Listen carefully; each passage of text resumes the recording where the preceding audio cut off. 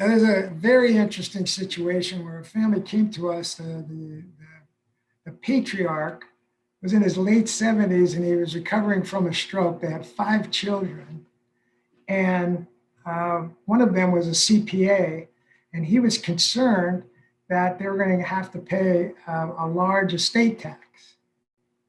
And his father almost died. His mother was still alive, but I mean, his father's still alive too. But so they were really concerned about the estate tax issue.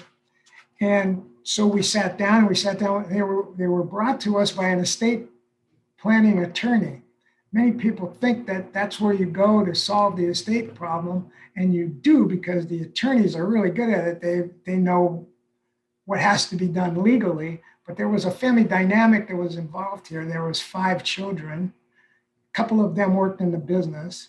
The son that was a CPA was the trustee for the family. So we had this family dynamic that was kind of forming, but it wasn't, it hadn't gelled yet.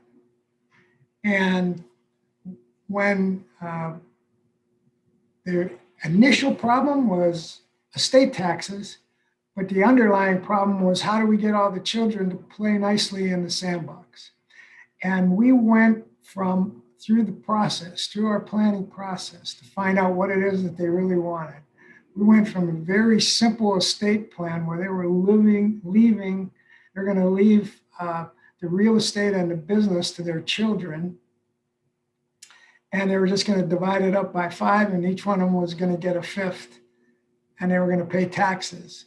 And it transformed into all the children being involved in a family enterprise that they created to manage their real estate and their business. And each one of the children had a seat on the board. And the parents got to watch these children, who were in their 40s and 50s, operate the enterprise while they were alive, and see that they could keep it together, and that in doing so, it brought the family closer together, and they all ended up with more money.